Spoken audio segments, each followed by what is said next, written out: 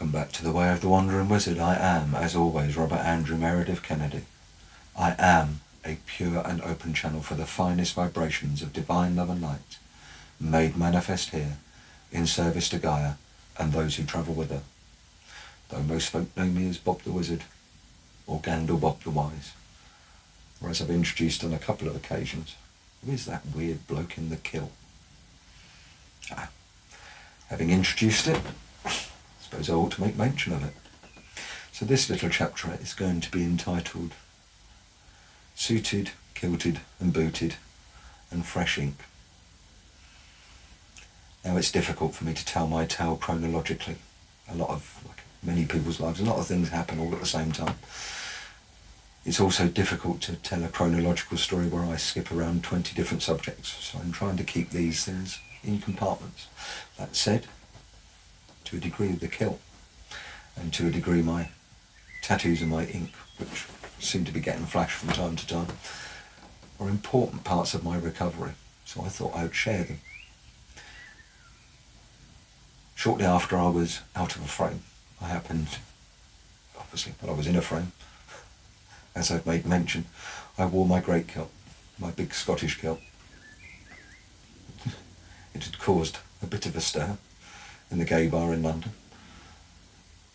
But other than weddings and family gatherings, you didn't wear it every day. I mean, honestly, walking around looking like an outcast from Highlander probably would suit me, but it doesn't go down too well.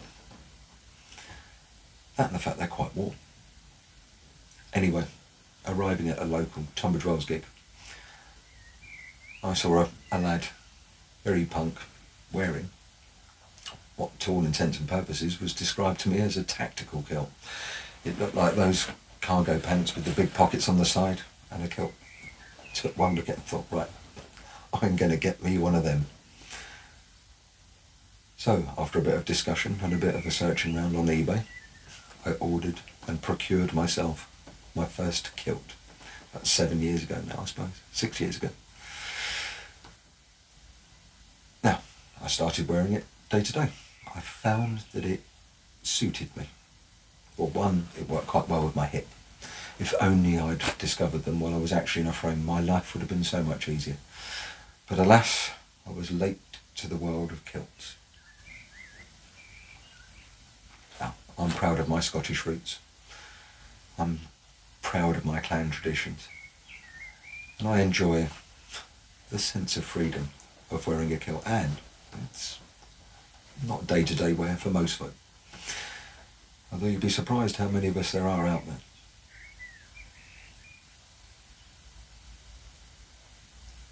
Now, did the kilt bring back fond memories of my bloodline? Yes. Did it bring back reminders post-accident of great lives lived, often in kilts, as we travel through history? Yeah, probably.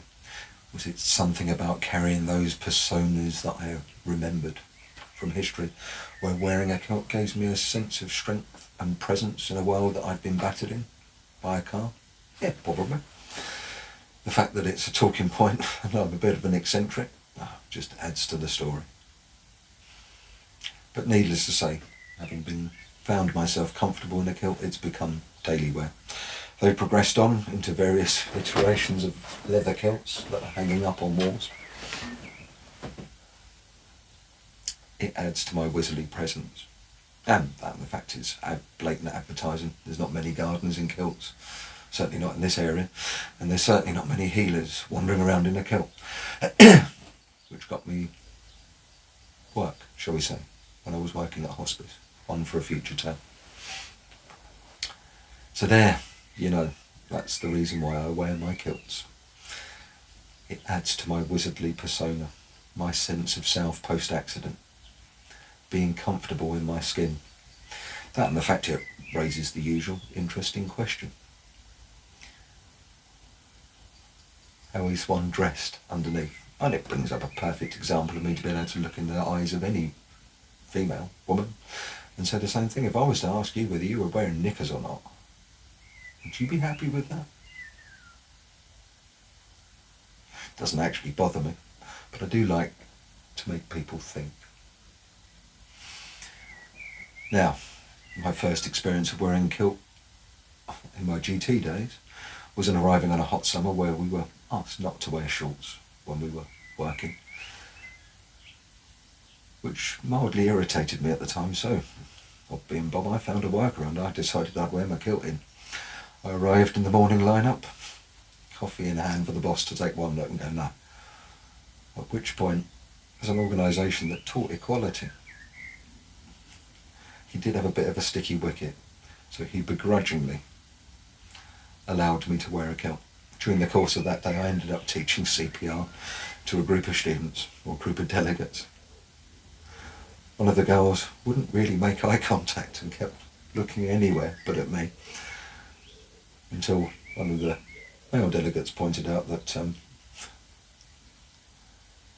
while lifting a leg up to demonstrate CPR, I was somewhat exposed.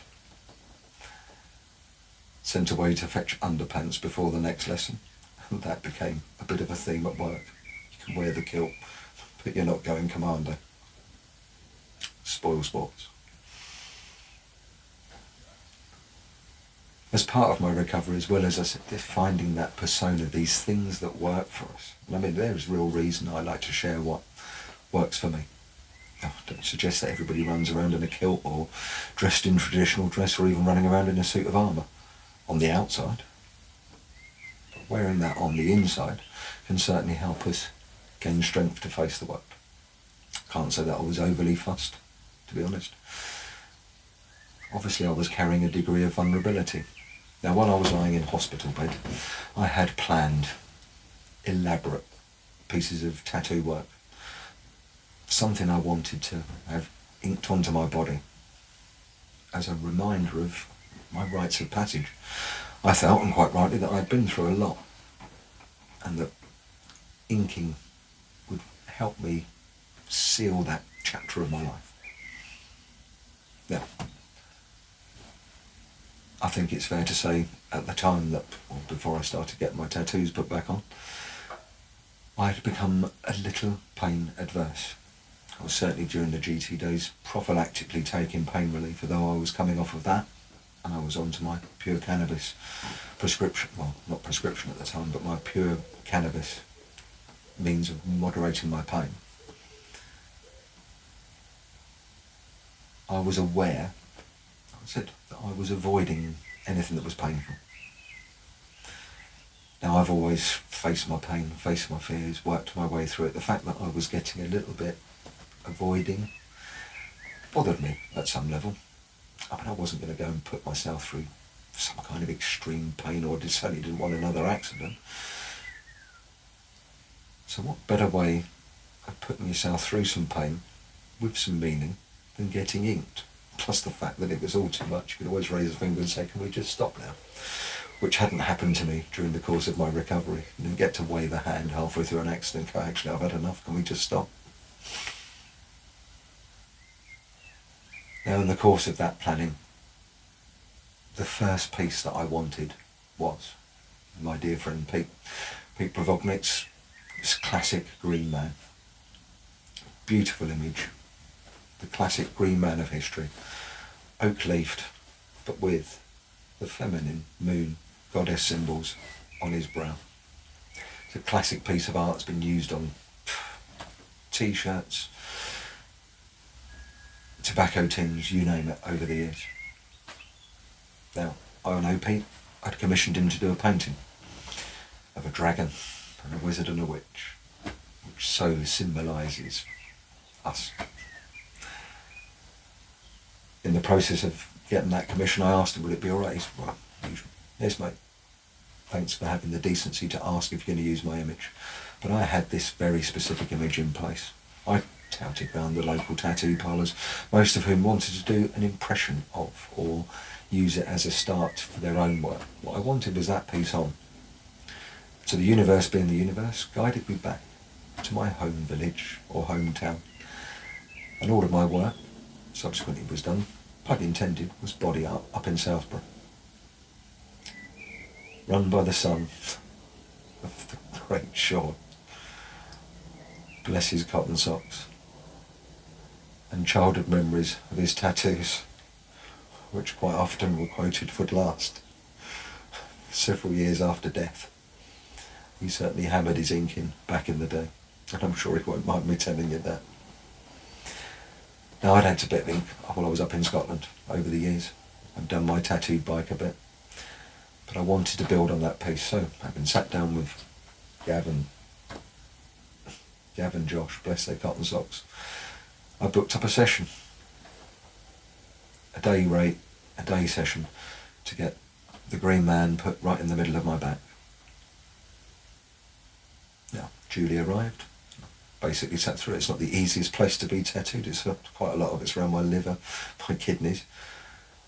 But as I sat there having that piece going on, I just got talking, running through accidents, and I found that, I don't know, just the process of having that work put on, talking to the boys, just, there was something about it. Now, as many folk do, tattooing can be a bit of a bug, gets under your skin, so to speak. And so once the green man was finished, I got a bit carried away. Now, I'd been assigned money for cognitive behavioural therapy.